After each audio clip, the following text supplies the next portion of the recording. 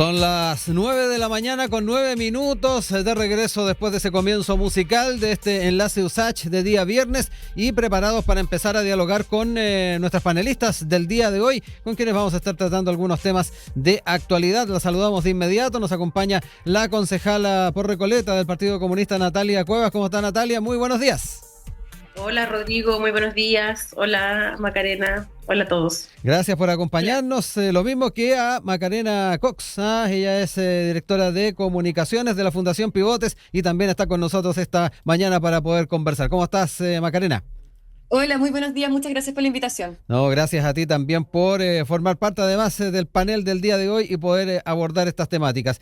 Como es habitual, comenzamos ahí también tocando estos temas que invitamos a la ciudadanía, a nuestra audiencia a poder comentar, y en este caso nos quedamos con este anuncio del gobierno, de un proyecto de ley para frenar las alzas en las cuentas de la luz. Está ahí el planteamiento de poder ir avanzando en el Parlamento con una reforma a lo que son las reglas actuales en el tema de la fijación de precios. Pero quiero ir más allá, incluso de lo que es esto, la dinámica que se va a dar a nivel parlamentario, sino que además la señal que da el Ejecutivo de mostrar, oye, me estoy preocupando de esta alza, porque a muchos le ha generado bastante temor las implicancias de estos porcentajes que tienen que ver con este informe de la Comisión Nacional de Energía.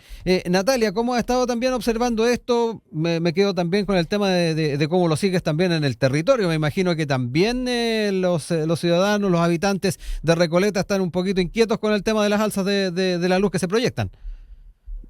Sí, sin lugar a dudas, me parece que es una información sumamente preocupante. Las personas en general están muy alertas porque es una demanda muy sentida el valor de los costos básicos asociados a la vida, entre esos obviamente la electricidad. Por lo tanto, creemos de que esta noticia es bastante negativa.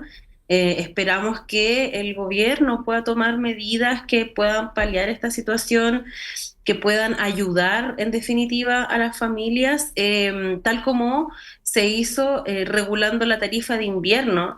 Debemos ver la forma de cómo esto impacta en la economía de las familias, porque efectivamente es una alza no menor. Considerando, por ejemplo, una familia, el consumo de electricidad, sin lugar a dudas eso puede significarles un aumento en sus pagos de cuentas. Por lo tanto, yo espero que se entreguen señales concretas para ver de qué manera enfrentar esto. Macarena, junto con lo que decía recién Natalia, ahí nos encontramos con este escenario. A los clientes o la mayoría de los residenciales va a ser un alza del 8%, pero que no deja de ser relevante. Los clientes medios 11%, 88% para los grandes clientes, y junto con tal vez lo que planteaba recién Natalia y que de alguna manera también está proyectando el gobierno de paliar con un proyecto de ley, con una nueva, con ir reformando la legislación actual. También está el tema de las propias generadoras, quienes están en la industria, que también traen a colación de que tenemos un congelamiento de las tarifas desde el año 2019. Ahí también es bien importante ir poniendo las cosas también en la balanza y efectivamente, si es que hay que hacer alzas, ir buscando las formas en que sean los menos dolorosas para la ciudadanía. Sí, acá, bueno, es bien complejo el tema porque han sido varios meses primero de incertidumbre. Esto es algo que también nosotros hemos visto en otro orden de cosas, por ejemplo, con el tema de las bencinas, donde se generan alzas y el gobierno tiene que, el Estado en general, porque le ha pasado a distintos gobiernos, tiene que venir como a paliar para poder proteger sobre todo también a las pequeñas y medianas empresas. ¿Ya? Entonces, claro, hoy día probablemente van a poder conseguir, en el fondo, generar los decretos, etcétera, para poder ponerle recursos a este tema para que la gente directamente no sufra un alza. Pero si nosotros vamos, por ejemplo, a los pequeños consumidores o a los consumidores, por ejemplo, que son los que consumen más de 500 kilowatts, sus boletas se van a elevar hasta en un 88%. Entonces estamos hablando, por ejemplo, de pequeño comercio, estamos hablando de los centros de salud, estamos hablando de estamos hablando de los colegios. Entonces, esa alza de costo es en el fondo de la que va a haber que hacerse cargo directamente, y puede pasar también como ha pasado, por ejemplo, con el tema de las bencinas, que el gobierno dice, ok, tenemos tantos miles de millones de dólares para inyectar, pero hasta junio. ¿Y qué pasa después? Ujú. ¿Cachai? El golpe que se le viene a esta gente es sumamente complejo y eso es algo de lo que nos vamos a tener que hacer cargo y obviamente con soluciones concretas para tampoco generar incertidumbre, porque finalmente quienes van a tener que hacerse cargo de estos costos son las personas comunes y corrientes que Sí. ya están llegando con bastante dificultad a fin de mes y ahora en el fondo van a recibir un nuevo problema del cual hacerse cargo. Sí, un zapato chino complejo el que se va a tener que enfrentar a propósito de estas alzas. Nosotros invitamos a que puedan comentar también nuestros seguidores, nuestros auditores y auditoras en nuestras redes sociales y también en nuestro WhatsApp.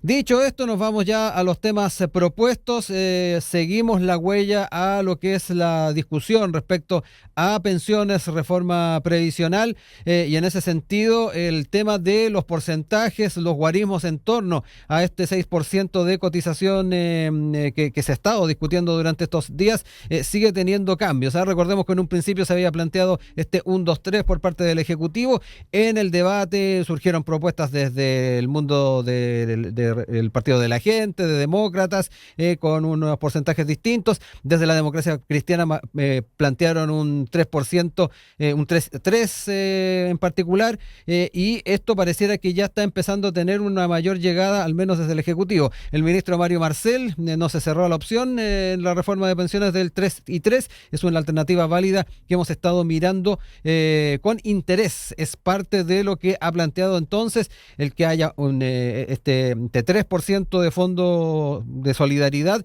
y un 3% entonces para las cuentas individuales. Quiero entrar ya en esta temática para seguirle la huella a esto. Natalia, ¿con qué sensación te quedas a propósito de las características que ha asumido esta discusión? Y si efectivamente, como lo ha estado al menos planteando el ministro Marcel, ¿ves con cierto interés lo que se ha estado tratando de sacar adelante, al menos desde la DC? Sí, bueno, quiero ser súper sincera Mm, en plantear que a mí, en lo personal, me gustaría que el 6% en su mm, totalidad pudiese ir a un fondo solidario.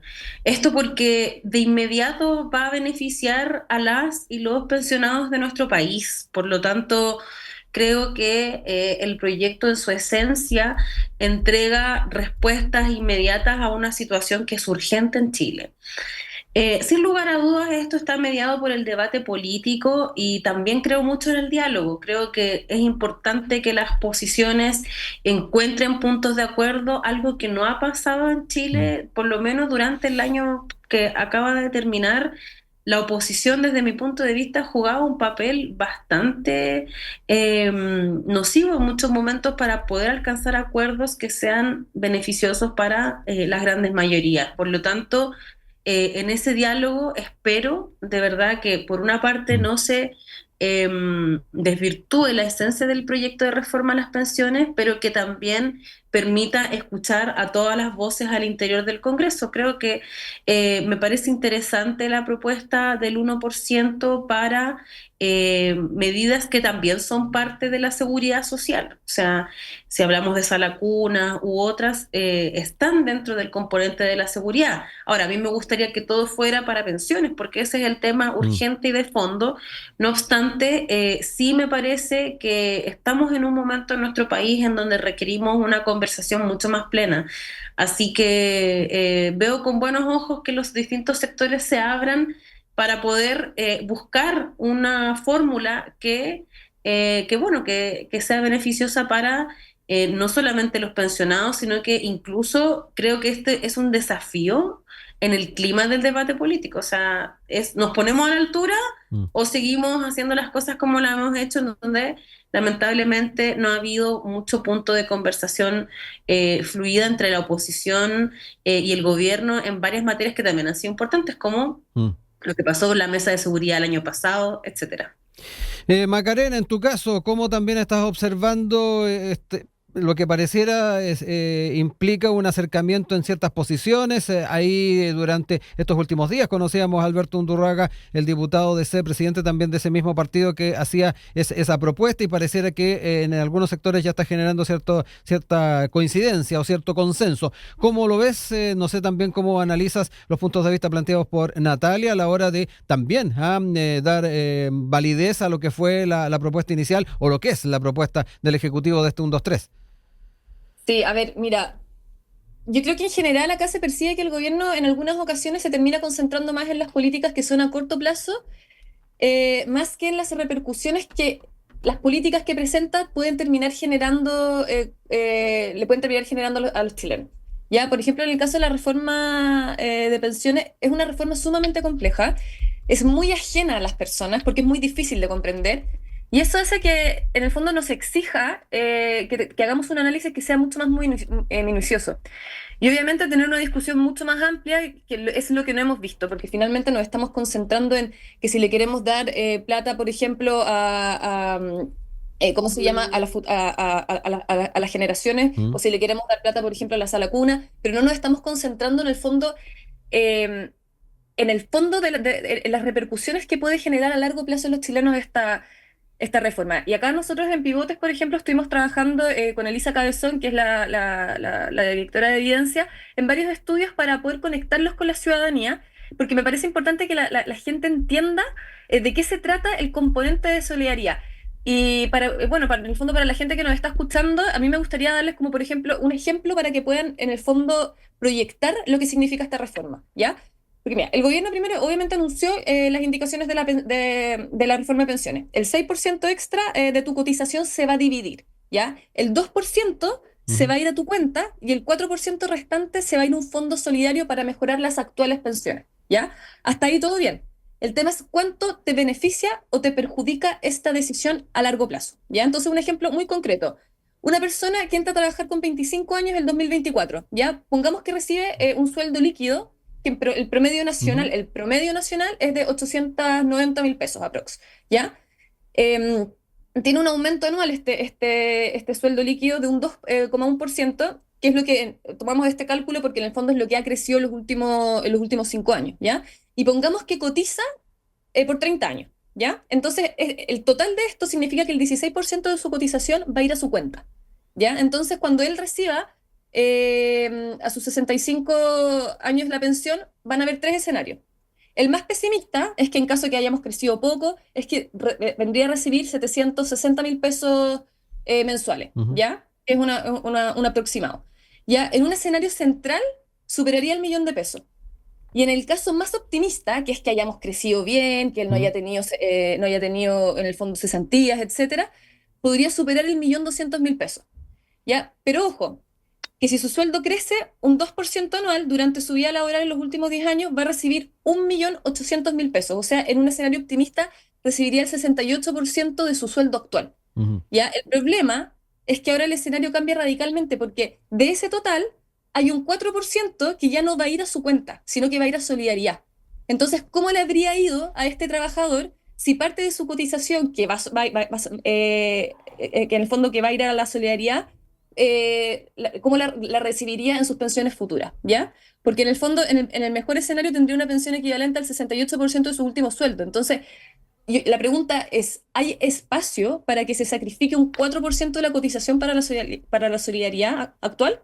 Yo creo Ujú. que no es una respuesta que podamos hacer nosotros, pero sí yo creo que el mundo político tiene que responder a esa pregunta. Porque hoy día, claro, nos estamos Sí. haciendo cargo de un problema, pero ¿qué va a pasar en el futuro? Ujú.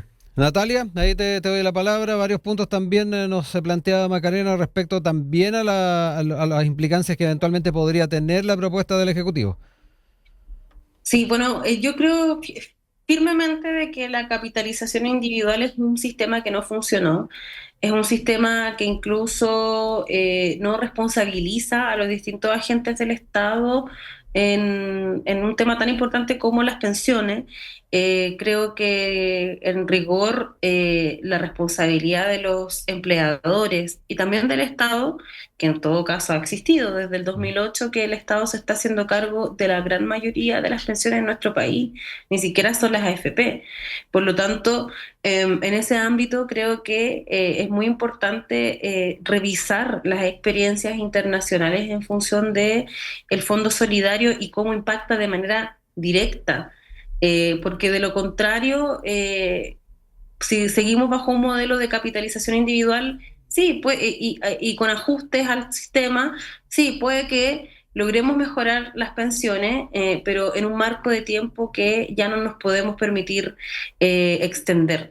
Creo que lo que ocurre en nuestro país hoy es que tenemos mujeres que están recibiendo en promedio, disculpen, como mediana, 50.000 pesos de pensión, y hombres que no superan los 200.000 pesos también de pensión. Entonces, en esas condiciones creo que es sumamente importante que se resguarde este pilar solidario, toda vez que puede permitir un movimiento en la economía de manera inmediata y fluida, de tal forma de mejorar las pensiones, que, claro, desde mi punto de vista creo que allí hay una urgencia central, y además porque hay experiencias que podemos recoger internacionales en donde la gran mayoría de los países hoy tienen un sistema de pilar solidario que en definitiva hoy por ti, mañana por mí, Mm. y creo que eso es algo que nuestro país tiene que experimentar porque vivimos un extremo. De hecho,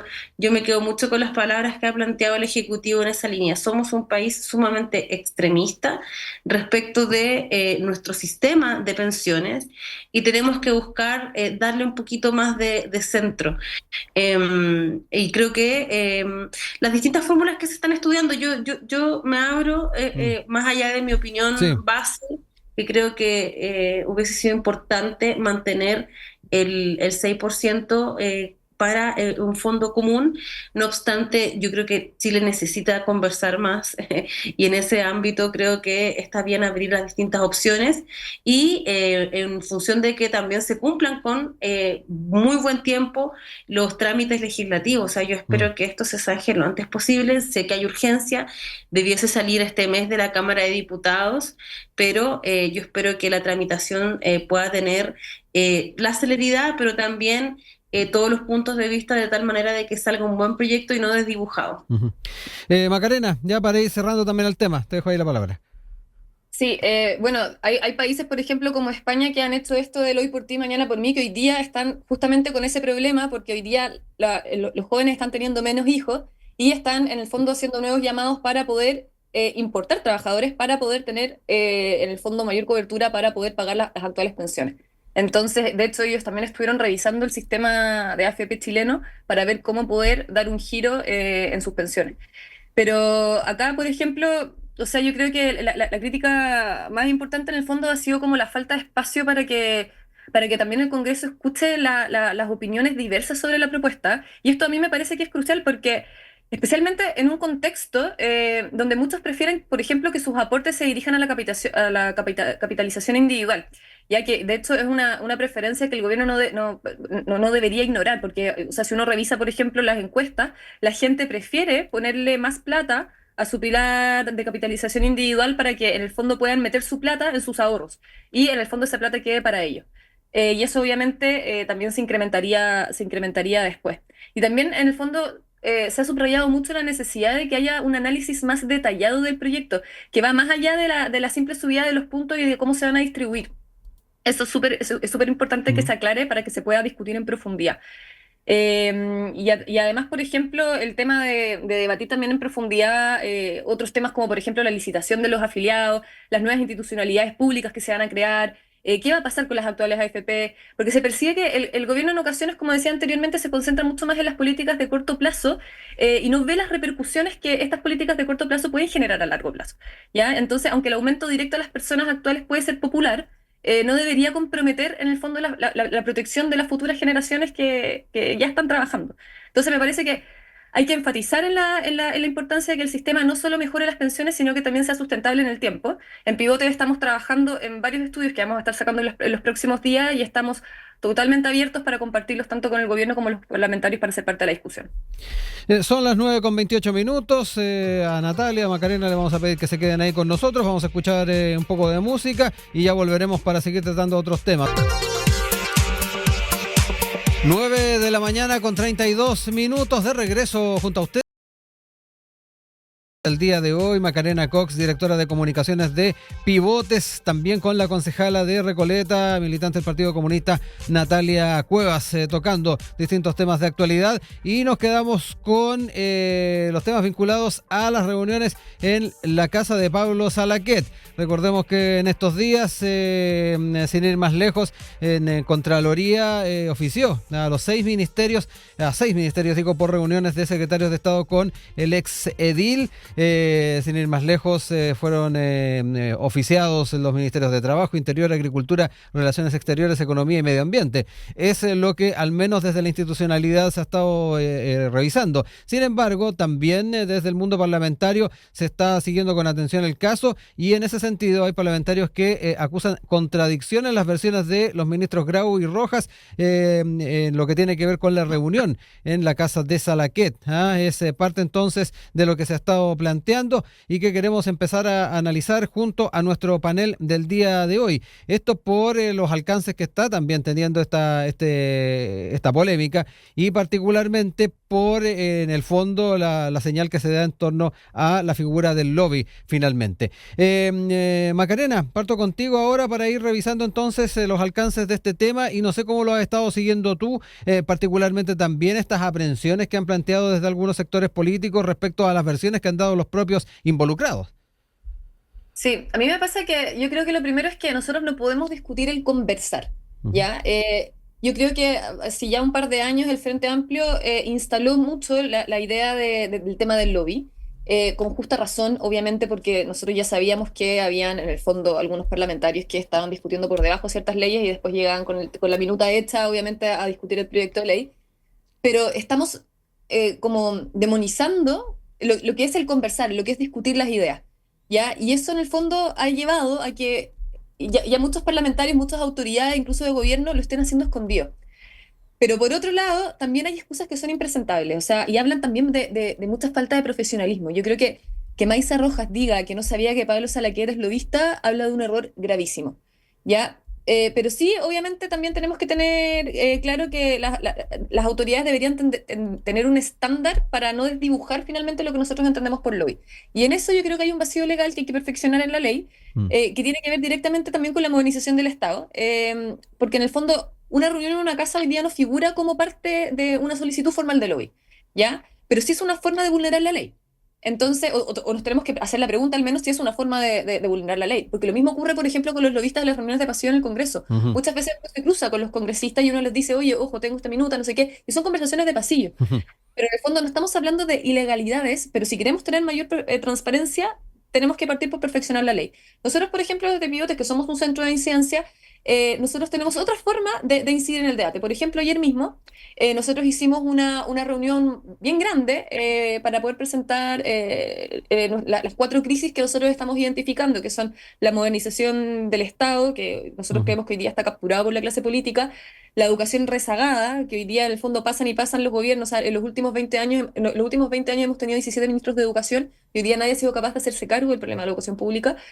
Por otro lado, el empleo formal, cómo lo formalizamos, y justamente el tema anterior, que en el fondo si nosotros ponemos más plata en el pilar de capitalización individual, lo que vas a fomentar es que la gente tenga empleo formal. Y por otro lado, también los recursos naturales, desde la salmonicultura, el hidrógeno verde, etcétera. Entonces nos juntamos con exparlamentarios, con parlamentarios, con alcaldes, autoridades de gobierno. En esta oportunidad no fueron, pero han ido bastantes veces a Pivotes a conversar sobre nuestras distintas propuestas, y eso no es lobby, es un poco en el fondo someter a discusión cuáles son nuestras ideas, y para poder tener feedback, para que en el fondo puedan desafiar nuestro pensamiento y en el fondo poder hacer bajadas que puedan conectar con la ciudadanía. Y esa es la nueva forma de incidir, pero eso es abierto al público, eso se ve en redes sociales, eso va con una invitación abierta. A veces no sale en prensa, porque a veces a la prensa tampoco le interesa, pero en el fondo lo que nosotros tenemos que dejar en el fondo de ver como un aspecto negativo es el conversar las ideas. Y eso a mí me parece que también es importante. Natalia, ahí también me interesa escuchar cómo ha estado también observando esta situación, también desde la perspectiva política, cómo se analiza estas, al menos las versiones que han planteado los secretarios de Estado, y además esta modernización de la que habla Macarena, que de una u otra forma también pareciera ser un tema importante a tener en cuenta. Sí, el tema del momento, ¿no? Esta situación que sin lugar a dudas abre muchos debates respecto de qué es lobby, qué no, qué pasa con la ley del lobby y la necesidad de actualizarla, lo cual comparto con Macarena, que hay vacíos que efectivamente se requieren revisar en función de la ley. Y por cierto, también da cuenta de, bueno, cómo se llevan a cabo conversaciones con actores, actorías que son relevantes, que igual tienen que encontrarse, ¿ya? O sea, yo me imagino que si hay una discusión vinculada a un trabajo legislativo con A, B rubro, hay que conversar.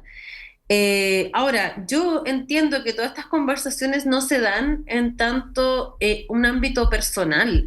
O sea, yo no porque quiera tener más amigos me voy a juntar a conversar con X y persona, sino que cuando hay intereses mediante, tiene que ser bajo la plataforma del lobby, en una oficina, en los marcos en lo que establece la ley. Yo en esto creo que soy bien tajante de que lo que ocurrió en los ciclos de conversaciones en la casa de Pablo Salaquet no corresponde. Y debieron ser reuniones registradas porque no son reuniones de carácter personal, son reuniones en función de el cargo que ostentan esas personas. Por lo tanto, desde mi punto de vista se cometió un error. Creo que se pudo haber hecho mejor las cosas. Creo, además, y no encuentro que sea contradictorio con lo que acabo de Ujú. decir, creo además que hay que conversar. Si eso yo lo decía en el punto anterior también, nuestro país está pasando por un momento en donde tiene que discutir qué tipo de país queremos, qué tipo de modelo queremos, porque desde mi punto de vista hay ciertos cimientos políticos que ya están desgastados. Y la ciudadanía lo ha dicho, la ciudadanía dijo con claridad de que quería cambiar la constitución del 80. Partimos con un plebiscito de entrada de que sí queríamos una nueva constitución. Se rechazaron las dos propuestas de constitución que se presentaron, pero claramente hay un tema de fondo que tiene que ver con que Chile está aspirando a un cambio. Por lo tanto, tienen que conversar las distintas partes, los empresarios, el mundo político, el mundo del conocimiento y de las universidades, pero creo que tiene que darse en el marco de lo que significa una conversación de intereses en el marco de lo que es la ley. Por lo tanto, yo también encuentro muy desafortunadas algunas declaraciones, como lo que Ujú. decía Maca respecto de la ministra de Medio Ambiente. Pienso que todo esto se debió registrar porque le entrega más transparencia y probidad, que eso es algo que además también durante el 2023 estuvo muy cuestionado. Y el gobierno tiene que dar señales mucho más concretas al respecto. Por lo tanto, en esto soy súper tajante y yo creo que todo debió haber sido registrado, independiente de que la ley señale una cosa. Yo estoy segura, aquí en este país somos bien reactivos. O Mm, sea, a raíz de este caso, vamos a claro. iniciar de seguro un proceso de modernización y de actualización de la ley. Ahí, Macarena, tomando un poco de las palabras de Natalia, ¿qué es lo que está haciendo falta también para ser un poco más propositivos? Ahí lo mencionaba, yo creo que también, si uno empieza a hacer historia, la experiencia nos dice que es la reacción finalmente lo que motiva la política pública, salvo algunas excepciones. ¿Qué es lo que nos está faltando ahí? Y me quiero quedar con otro elemento que planteaba Natalia y que tiene que ver con esta idea de la escucha. Tú lo planteabas, hay que conversar, hay que tratar estos temas, hay que hacerlos bajo ese alero institucional, legal, también ético, que es donde de una u otra forma se ha puesto el énfasis a la hora de apuntar muchas de las críticas, pero también en la amplitud de este tipo de discusiones. Harto se escuchó de que aquí se generaron estas reuniones con empresarios, con grandes empresarios. ¿Qué pasa también con aquellos que no tienen una mayor representación y tampoco mayor llegada a sectores políticos, por ejemplo, ministerios o el mundo parlamentario? Ya que aludía Natalia también a ese diagnóstico a nivel país de muchas deficiencias, uno pensaría que también hay otros sectores que debiesen tener acceso a dialogar con las autoridades. De seguro existen las posibilidades, pero da la impresión de que, dadas las características de estas reuniones, hay algunos que sí y otros que no. Sí, es que claro, el timing en que se da todo esto es súper malo porque Sí. justo el gobierno había ingresado una ley. Ujú. Entonces, más allá de que no tenía que ver directamente con la salmonicultura, Sí. igual en el fondo habría paso al proyecto de salmonicultura que se va a Ujú. presentar más o menos en noviembre. Exacto. Entonces, en el fondo como que el que está en el fondo el que está más atento con los temas que van pasando por Congreso se da cuenta al tiro de que esto era lobby. Eh, y acá se puede deducir, claro, porque en el fondo la empresa pesquera, en el fondo sí tiene los recursos para poder contratar quizás a alguien como Salaquet para que pueda influir o no influir, no tenemos idea de qué se trató la conversación, en las autoridades. Pero los pesqueros artesanales no, po, ¿cachai? Ellos no tienen la capacidad para Mm. poder. Ellos sí, claro, o sea, todos sabemos que existe en el fondo las herramientas de lobby en la página web del Sí. Congreso, donde uno puede llenar una solicitud, pero es que también a los parlamentarios le llegan muchísimas solicitudes y ellos tienen que discernir, porque además están lunes, martes y miércoles en el Congreso, les queda, Mm. ahora están también legislando los días jueves, mediodía, entonces les queda el jueves en la tarde y el viernes para atender lobby y para hacer trabajo territorial. Entonces, al final son seleccionados con pinzas los que en el fondo tienen la oportunidad para poder incidir con sus propuestas. Y finalmente, también los que en el fondo, o sea, también sabemos que si uno ha trabajado en un congreso, es mucho más probable que te contesten el teléfono a que si nunca han tenido algún contacto Mm. contigo. Entonces, claro, por un lado, a mí me parece importante perfeccionar la ley de transparencia y la ley del lobby para poder hacer ciertos ajustes, por ejemplo, en este tipo de situaciones, pero por otro lado, también sabemos que el que quiere eludir la ley lo va a eludir. A mí me ha pasado personalmente que parlamentarios, no voy a identificar obviamente a quién, Ujú. que me han pedido que por favor no pasemos estas reuniones por lobby. Y al final te meten también en un problema porque tú decís tú, conversación de pasillo entonces, ¿cachai? Entonces me pasa que finalmente nosotros podemos estar en esta eterna discusión de cómo seguimos poniendo fiscalizaciones para evitar que se eluda la ley, pero finalmente también depende mucho de la voluntad de las autoridades de ser conscientes de lo que están, de cómo están trabajando.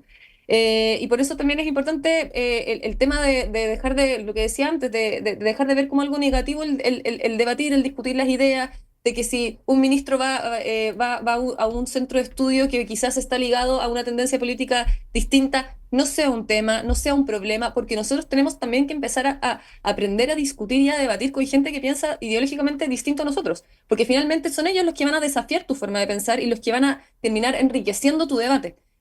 Finalmente uno va a ver qué recoge y qué no, pero lo que tenemos que hacer es aprender a discutir y aprender a discutir sin miedo y con mucha transversalidad. Nosotros desde Pivotes al menos, ¿qué hacemos? Cuando, por ejemplo, queremos hablar de salmonicultura, buscamos conectar con todos los actores involucrados, incluso con Mm. quienes piensan distinto. Y nos juntamos también por ejemplo, con las empresas que están en contra de la salmonicultura, nos juntamos con los pescadores artesanales, nos juntamos con los grandes gremios y vamos recogiendo, mostrándole cuáles son nuestras soluciones públicas y privadas, de la forma que nosotros creemos que se pueden empezar a destrabar los problemas Sí. de gestión al menos. Pero también recogemos todo eso y los conectamos para que en el fondo tengan línea directa entre todos. Y toda esa información nosotros después se la llevamos a las autoridades para decir, esto es lo que pasa por acá, esto es lo que pasa por acá. Nosotros creemos que esta es una buena solución. Nos gustaría participar de la comisión cuando abran la mesa para la sociedad civil. Nosotros incidimos así, hasta ahora nos ha resultado bastante bien, pero finalmente, claro, a veces no es lobby, pero sí nosotros lo hacemos de una forma totalmente transparente. Natalia, quedémonos también con esta idea de tratar de apuntar a una dinámica virtuosa en estos procesos. ¿Ah? Ahí nos daba cuenta Macarena de cuál ha sido la experiencia en Pivotes, ¿ah? A la hora de hablar de estas conversaciones o particularmente ir recogiendo puntos de vista. Quedémonos también con ese escenario propositivo de cómo vamos también avanzando en aquello. Sí, absolutamente. Yo quiero ser muy clara, yo estoy muy de acuerdo con Maca. Hay personas de mi sector político que probablemente no, en el sentido de que la izquierda tiene que avanzar hacia una concepción mucho más transversal respecto del diálogo.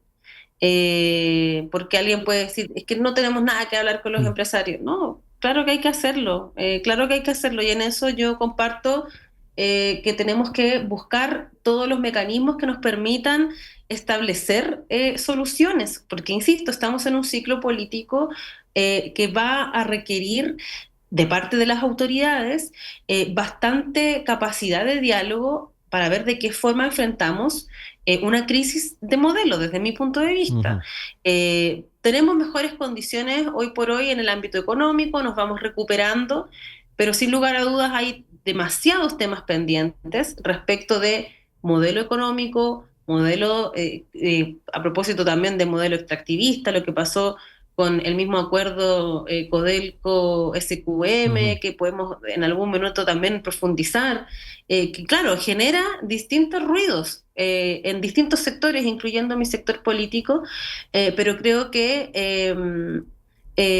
lo que hoy demanda nuestro país precisamente es ese canal de conversación transversal, pero que sea también bastante transparente, porque también las confianzas en estos últimos años han estado bastante dañadas y creo que tiene que ser precisamente el sector político el que entregue la primera señal de transparencia, de probidad, de un diálogo abierto, sin ningún tipo de cosas escondidas.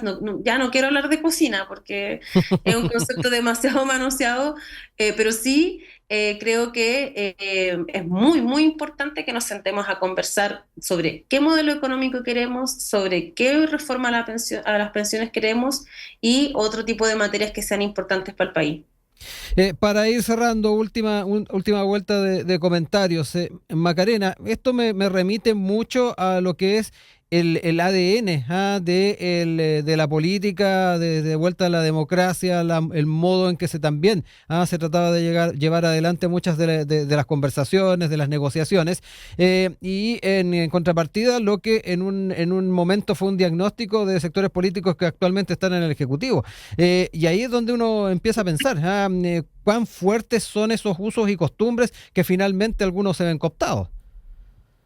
Sí, y la verdad es que yo creo que no ha cambiado mucho Mm, la forma ni de hacer política ni mm, de incidir en los debates. Yo creo que hay un discurso hacia afuera de donde nos llenamos de leyes, de proyectos de ley. Siempre estamos presentando proyectos de ley para poder mejorar la transparencia, para poder mejorar la fiscalización. Pero a la hora de tomar decisiones, a la hora de sentarse a conversar, finalmente siguen haciendo lo mm, mismo, ¿ya? Y a mí me preocupa porque sobre todo ahora nosotros tenemos, contando las primarias, contando gobernadores, etcétera, se vienen 6 elecciones mm. en los próximos años. Eh, y todos los temas importantes van a pasar a segunda línea porque hoy día vamos a empezar a discutir todo lo que tenga un componente electoral. Y bueno, y nosotros, aprovechando, para la gente que nos está escuchando, a mí me gustaría dejarlos invitados a que ingresen a pivotes.cl porque nosotros justamente a raíz de eso estamos trabajando un documento que ya lo tenemos en la landing page, que se llama Hagámonos Cargo, porque después del plebiscito, hemos recogido en el fondo comentarios que han hecho de distintas partes del mundo político, Mm. donde dicen que Chile inicia ahora un nuevo ciclo. ¿Ya? Pero este nuevo ciclo sí se puede ver afectado tanto por las discusiones políticas, porque finalmente nosotros hoy día entre los centros de estudio o el mundo político podemos estar hablando del lobby, pero la gente que está en su Sí. casa tiene otro tipo de problemas y de verdad yo creo que es súper poco importante para ellos dónde tienen la reunión. Yo creo que en el fondo hoy día están preocupados de sus pensiones, de cómo llegar a fin de mes, de que les van a subir el costo de la luz, etcétera. Entonces, yo creo que llegó la hora de hacerse cargo. Tenemos que identificar, obviamente, cuáles son las crisis que está viviendo la ciudadanía hoy día. Nosotros ya sabemos que la crisis de la seguridad y la salud son crisis, obviamente, las más urgentes y de corto plazo, pero también hay otro tipo de crisis que son igualmente importantes, que además ayudan a destrabar un montón de urgencias ciudadanas, que por ejemplo es la modernización del Estado. Lo otro es lo de la economía, que hoy día está completamente paralizada. Tenemos que volver a hablar de la educación, tenemos que revalorizar la educación pública y además tener una agenda Mm. educativa que vaya más allá del CAE, en el fondo de cómo salvar las Sí. generaciones que hoy día en el fondo no están recibiendo una educación digna y de calidad. Y lo otro también es que cómo enfrentamos un empleo que está completamente estancado. Hoy día necesitamos generar nuevas reformas para crear, por ejemplo, un sistema de pensiones que en el fondo incentive el empleo formal y también obviamente establecer nuevos sistemas de indemnizaciones por años de servicio, etcétera. Sí. Entonces todo este conjunto de iniciativas nosotros las pusimos en un documento que los invito a todos para que lo puedan revisar. Obviamente también hacernos sus comentarios, nos interesa mucho saber qué opinan o si de repente también creen que debiesen haber otros temas en la discusión, para poder en el fondo contribuir al debate, pero contribuir a nosotros nos interesa y creemos mucho en la participación ciudadana. Natalia, ya para cerrar el panel, te dejo ahí la palabra. Sí, bueno, muy interesantes los temas que vimos hoy porque en rigor marcan, como decía e insisto, este nuevo ciclo político que nos invita a discutir temas de fondo. Precisamente en clave, tal como decía la Maca, yo lo recojo, en clave ciudadana, porque hoy hay grandes problemas vinculados a la seguridad pública, vinculados a la reforma a las pensiones, a la salud. Esos son los temas que le interesan a los chilenos y a las chilenas y efectivamente tenemos crisis de seguridad, tenemos crisis en materia de pensiones y sin lugar a dudas también en salud. Son temas que hoy por hoy están encrispando en distintos ámbitos o impactando en la vida de las y los chilenos y de las mismas políticas públicas. Por lo tanto, tengo la impresión de que requerimos con suma urgencia una discusión seria por parte del mundo político, sobre todo invitar a la oposición a que pueda colocar en el centro estas necesidades de vida de las personas que hoy por hoy están vivenciando estas crisis. Y yo creo que estas crisis ya no se resuelven con fórmulas que ocupamos durante los últimos 30 años. Esas fórmulas no funcionaron desde mi punto de vista. Y hoy requerimos pensarlas desde otro esquema, un esquema que fortalezca lo público, precisamente para enfrentar los desafíos económicos que se nos vienen por delante. Creo que el Estado tiene condiciones de robustecerse de tal manera que con una alianza con otros sectores, privados, etcétera, podamos de verdad ofrecerle a la ciudadanía mejores condiciones en los temas que más urgen. Por lo tanto, me quedo con esa reflexión, esperando que venga bien este año. Espero que sea... Coincido también de que lo electoral te marca la agenda y lamentablemente espero que podamos compatibilizar eso con los grandes debates que exige el país. Macarena Cox, Natalia Cuevas nos acompañaron este día viernes cerrando esta semana. Quiero darles las gracias por habernos acompañado y ya estaremos teniendo oportunidad de seguir dialogando entonces en lo que queda de año 2024. Un abrazo a ambas. Muchas gracias, chao, que estén bien. Chao, chao. Chao, que estén muy bien.